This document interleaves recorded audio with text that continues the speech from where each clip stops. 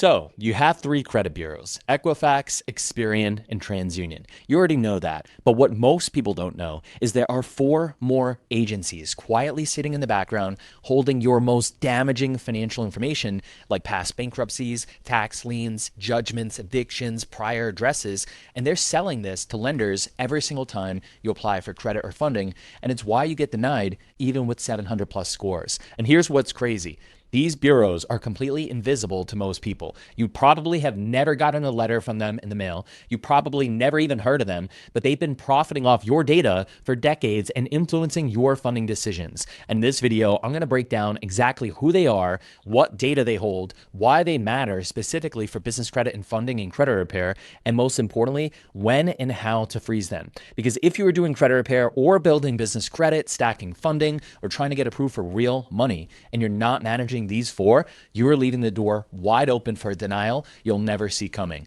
In fact, one of our clients froze these bureaus and went on to get a $60K B-lock and $20K card from Wells Fargo despite having a bankruptcy. Welcome back to the Credit with Colin channel, where we talk about how to leverage your credit to acquire maximum business funding. I'm an 8-year United States Marine Corps veteran who runs a real funding company with 25 plus employees, and we funded $5 million in approvals last month for our clients. Links to work with my team to fix your credit or get 100K plus in funding are in the pinned comment and description. Let's get into it. Now, when you apply for a business credit card, a bank line of credit, SBA, or any serious funding, the lender isn't just pulling Experian, Equifax, and TransUnion.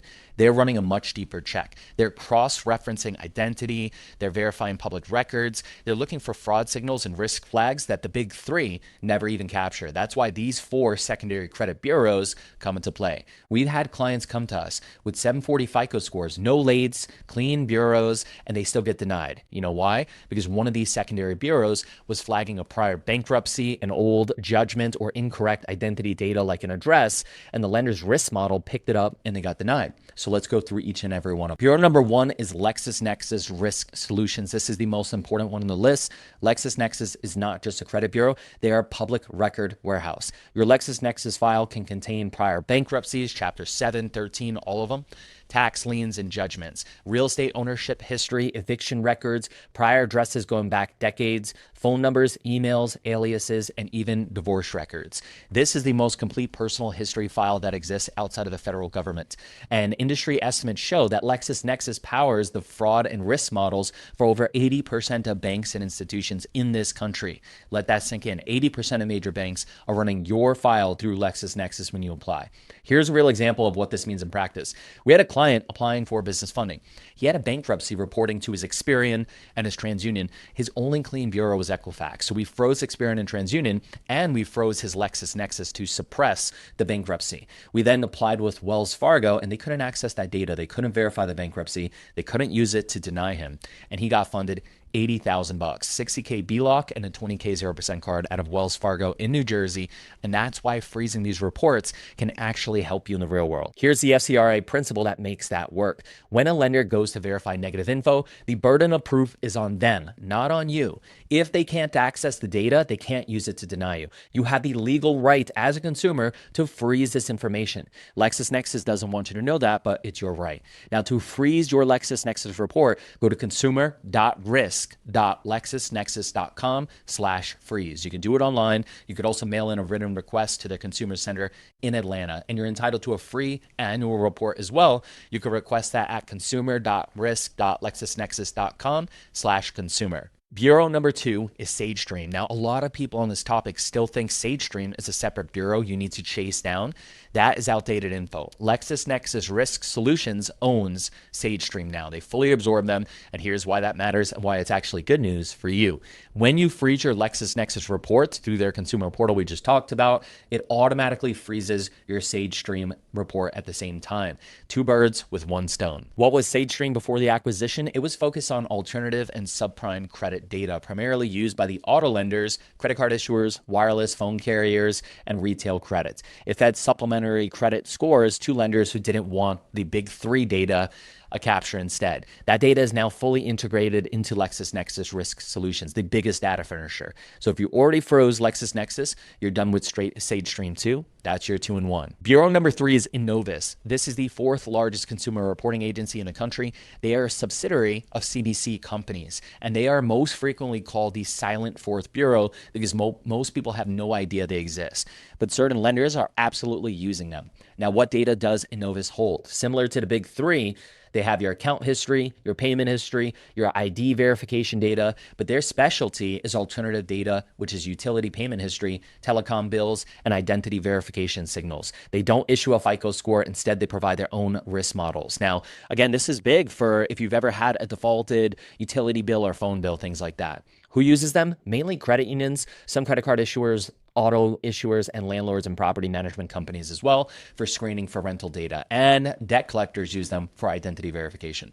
Now, here's the sneaky thing about Innovis and why it causes problems. If you have an old address tied to your file, a prior address, a relative's address, something that got mixed in, Innovis can generate a fraud flag, and that fraud flag can cause an approval to get denied or trigger an account review, even if your big 3 bureaus are clean. We've seen clients get denied for new credit union accounts specifically because of outdated or mismatched data on their Innovis file. The big 3 look good, but Innovis was the culprit. So if you're getting unexplained denials of fraud flags, pull your Innovis report first and see what's on there. It's also worth noting, as of late 2025, Innovis is actively expanding into the mortgage industry. They're developing a new mortgage credit report products. That means that Innovis is becoming more relevant, not less, over the next few years, so keep them on your radar.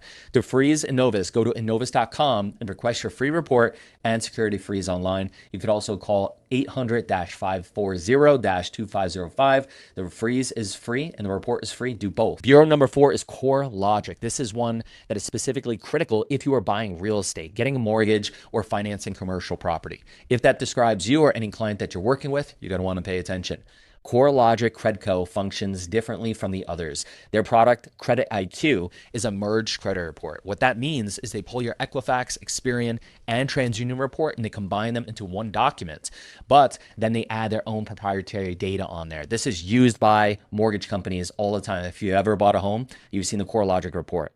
Now, what do they add that the big 3 doesn't? Property ownership history, property tax payment records, legal filings on real property, eviction history, rental applications, even child support, and debt collection lawsuits.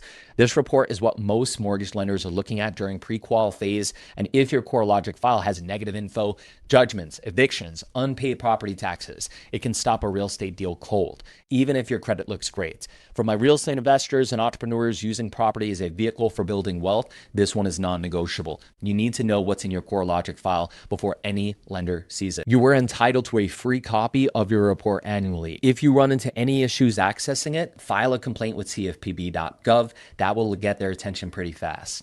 Now, one more bonus bureau that is totally worth noting, Advanced Resolution Services, ARS. They are a secondary reporting agency that has historically been linked to both SageStream and Innovis. If you're doing serious credit work, disputing, credit repair, negative items, ARS is another one to research. Their current freeze availability has been very inconsistent. Some reports say they no longer accept freeze requests, but you should pull your report and investigate. A consumer protection attorney can help you if you find inaccurate data on there that's affecting you as well. Now let's talk about how to actually use all of this strategically. Here is the freeze strategy step by step. Step 1, pull your reports first. Before you freeze anything, request your free consumer reports from LexisNexis, Innovis, and CoreLogic, or even ARS. Know what's in them, look for inaccuracies, wrong address, incorrect public records, outdated negative items. When you find those, they might be disputable.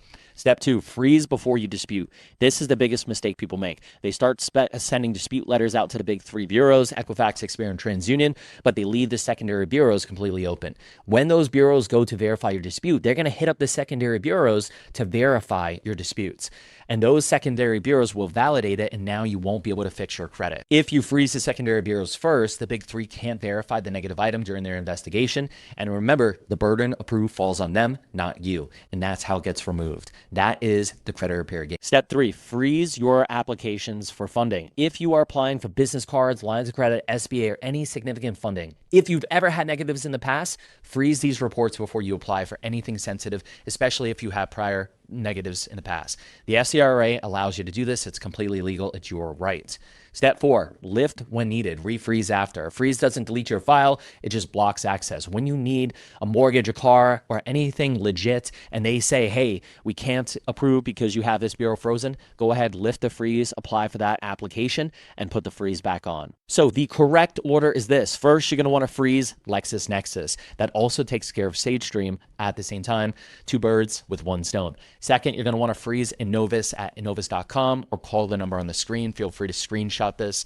Third, pull and review your CoreLogic file through their consumer portal. Then, and only then, go dispute with the big three if you're in credit repair. Now, here's why the order matters so much. The FCRA puts the burden of proof, again, on the lender. When they verify negative info, if they can't access it because you froze the secondary credit bureaus, they can't produce the documentation, the disputes are going to win by default. That's the leverage, that's the legal right you have that most people don't even know exists. So if you have prior derogatory history and you're prepping for credit repair or you're going to do funding, do not apply for anything until you complete this sequence. It's not optional. This is the difference between getting funded and getting denied. All right, guys, as always, here's your quick recap. Feel free to screenshot this. Number 1, LexisNexis, most critical secondary furnisher, holds public records, bankruptcies, liens, judgments. You can freeze them at this website. Number 2, SageStream. They're now fully owned by LexisNexis. One freeze covers both. It's already handled when you freeze LexisNexis. Number 3, Innovis, the silent fourth bureau, used for ID verification, fraud checks, and expanding into mortgages currently. Freeze at innovis.com or call the number on the screen. Number 4, CoreLogic. This is the mortgage industry data layer. All my real estate investors, be careful. They hold property records, eviction history, and your merged credit data. Pull your file before any real estate transaction. Number 5, freeze order matters. Freeze the secondary bureaus before you go into credit repair or before you're moving into funding if you have past derogatories. If you made it this far, congratulations. You are one step closer to mastering the credit game. Speaking of game, I just dropped a ton of it on you. So don't be a mouth breather. Smash that like button, hit subscribe, show some support, drop a comment below, even if it's just an emoji. I really do appreciate it, guys. And any questions you have at all, drop them in the comments. I personally answer each and every one of them. As always, if you guys want to work with my team to fix your credit or get 100K plus in funding, link is in the pinned comment. Remember, guys, it's us versus the banks. Let's optimize our profile, stack this capital, and most importantly, deploy it for life-changing cash flow. It's Credit with Colin, and I'll see you guys on the next one. Deuces!